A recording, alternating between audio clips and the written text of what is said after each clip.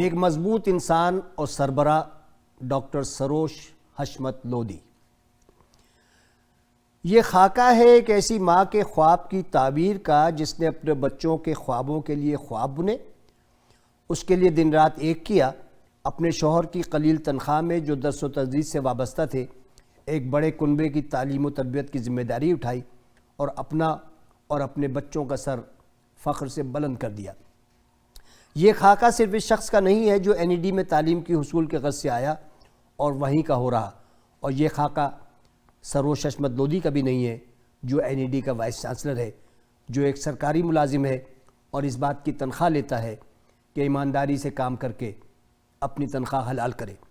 یہ خاکہ دراصل ان ماؤں کے نام ہے جنہوں نے سروش جیسے فرزند پیدا کیے، اپنی تعلیم اور روشن خیالی سے ہر اولاد کو اس طرح پالا کہ گھر میں ڈاکٹر اور انجینئرز کے انبار لگا دیے۔ جی 5 ڈاکٹر اور 2 انجینئر، ایسی ہی ماں نے اپنی دن رات کی محنت سے سروش کو سروش حشمت لودھی بنا دیا۔ کسی دانشور کا قول ہے کہ بہت زیادہ گھنے اور تناور درخت کے نیچے اگنے والے پودے دھوپ نہ ملنے کی وجہ سے جلدی سوکھ جاتے ہیں اور پروان نہیں چڑھ پاتے۔ آپ اپنے آس پاس نظر دوڑائیں، بڑے بڑے ناموں کی اولادیں گمنامی میں زندگی گزارتی ہیں اور اپنے ماں باپ کے قد سے آگے نہیں نکل پاتی۔ آپ میں سے کتنوں کو یاد ہے کہ بانو قدسیہ اور اشفاق احمد کا بیٹا کون ہے؟ کتنے یہ بتا سکتے ہیں کہ قومی ترانے کے خالق حفیظ جالندری کا خانوادہ اس وقت کہاں ہے، یا حبیب جالب کے بچے کس حال میں ہیں، یا رئیس امروی کی اولاد کیا کر رہی ہے؟ یہ وہ نسلیں ہیں جو اپنے قداور ماں باپ کے گھنے سائے درخت کے نیچے اپنا قد نہ نکال سکی۔ سروش لودھی پروفیسر حشمت اللہ لودھی کے فرزند ہیں، ایک ایسی قداور شخصیت جن کی قداوری کی مثال ملنا مشکل ہے۔ سن 70 کا کراچی، جہاں حشمت اللہ لودھی صاحب SM سائنس کالج کے پرنسپل تو تھے ہی، لیکن ان کی آواز کی گونج ریڈیو پاکستان کی صوتی لہروں پر ایک کوئز ماسٹر کے طور پہ پورے پاکستان میں سنی جاتی تھی۔ بزم طلبہ ہو یا جنگ اخبار، تعلیمی ادارے ہوں یا کوئی بھی ثقافتی فنکشن، 70 کی دہائی میں پروفیسر صاحب کی عدم موجودگی میں پھیکی پھیکی دکھائی دیتی تھی۔ پھر ٹیلی ویژن آ گیا اور ہمارے ہر دلعزیز پروفیسر کی شکل سے بھی لوگ متعارف ہوتے گئے۔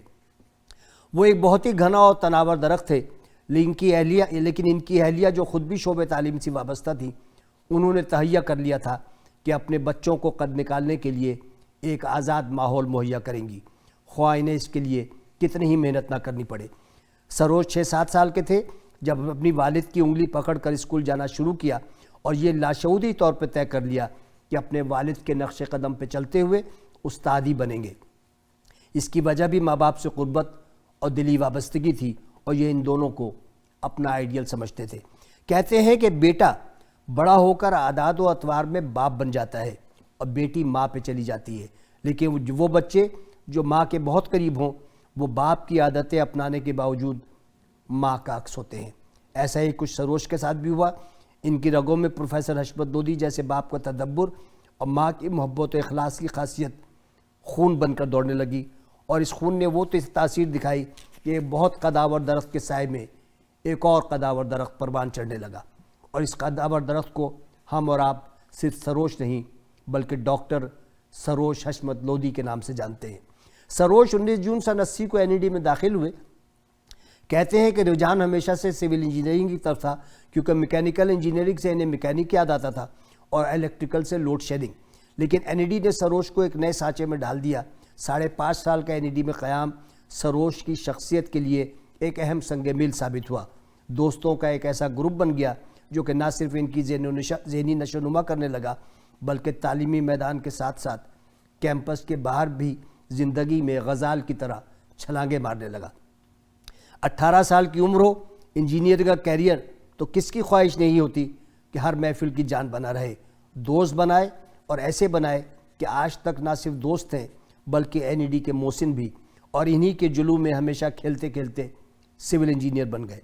5 ماہ نوکری کی، پھر اوریگن اسٹیٹ یونیورسٹی میں ماسٹرز کے لیے امریکہ چلے گئے اور کولمبس کی طرح اپنا پہلا قدم امریکہ میں رکھ دیا۔ یہاں صرف تعلیمی حاصل نہیں کی بلکہ زندگی کو برتنا بھی سیکھا۔ ٹی شرٹس، شارٹس اور اسنیکرز پہنے، اور یہ بھی سیکھا کہ فیصلے کیے جاتے ہیں اپنے خیالات پر کس طرح قائم رہ جاتا ہے، اور یہ سیکھ لیا کہ خیال خاطر احباب چاہیے، ہر دم انیس ٹھیس نہ لگ جائے آپ گینے کو۔ لیکن اس کے باوجود اخلاق و وزاداری کا دامن ہاتھ سے نہیں چھوڑا، یعنی اپنے خیالات میں پولائٹ برفم NED میں بحیثیت استاد کے سن 88 میں شامل ہوئے، اور آج 33 سال بعد بھی NED کی پروفیسری کو اپنا سب سے بڑا تاج سمجھتے ہیں۔ کہتے ہیں کہ پوت کے پاؤں پالنے میں نظر آ جاتے ہیں، بیشتر اس کے کہ پوت کے پاؤں پالنے سے باہر نکلتے ماں باپ نے فیصلہ کیا کہ ان کے پاؤں میں شادی کی زنجیر باندھ دی جائے۔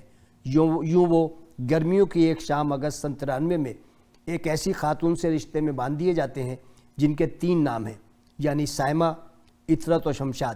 جی ہاں، یہ ایک ہی نام ہے۔ یہ غالباً اس لیے بھی ضروری تھا کہ اگر کسی ایک سے انبن ہو جائے تو سروج گھر سے نہ نکالے جائیں اور بیگم کے ساتھ گڈ بکس میں ہی رہیں۔ سن 94 میں ہیریٹ واٹ یونیورسٹی میں PhD پروگرام میں شامل ہوئے، جہاں وہ اپنی بیگم اور 2 ماہ کی بیٹی کے ساتھ گئے۔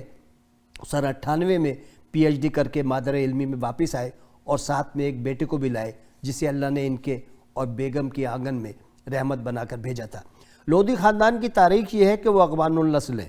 لودھیوں نے مغلیہ سلطنت سے پہلے ہندوستان پر 1451 سے لے کر 1526 تک یعنی 75 سال حکومت کی۔ بلول لودھی پہلے اور ابراہیم لودھی آخری حکمران تھے جنہیں بالآخر بابر نے پانی پت کے میدان میں شکست دی۔ لیکن ہمارے لودھی خانوادی کی ابتدا پروفیسر حشمت لودھی نے کی، اور آج تعلیم کے میدان میں 90 سال بعد بھی سروش لودھی کی صورت میں تعلیم کی دنیا کے حاکم بنے ہوئے ہیں۔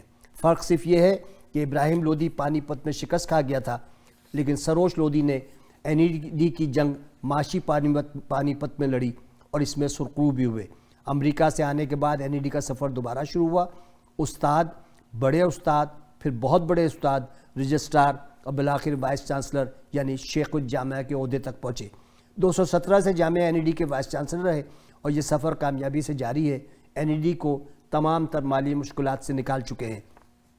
کہتے ہیں کہ ایک ماں وہ ہوتی ہے جو ہمیں پیدا کرتی ہے، اور دوسری ماں وہ درسگاہ جو ہمیں عملی زندگی میں آگے بڑھنا سکھاتی ہے۔ سروش نے اپنی ماں اور اپنے مادر علمی کا جس طرح حق ادا کیا ہے، وہ ایک ایسی مثال ہے جس پر سروش لودھی کی تمام تر انکساری کے باوجود ہر NEDین کا سر فخر سے بلند ہو جاتا ہے۔ سروش لودھی یقینی طور پر اپنے ماں باپ کے خوابوں کی تعبیر ہے۔ سروش، تم جیو 1000 برس اور ہر برس کے دن ہو 50,000۔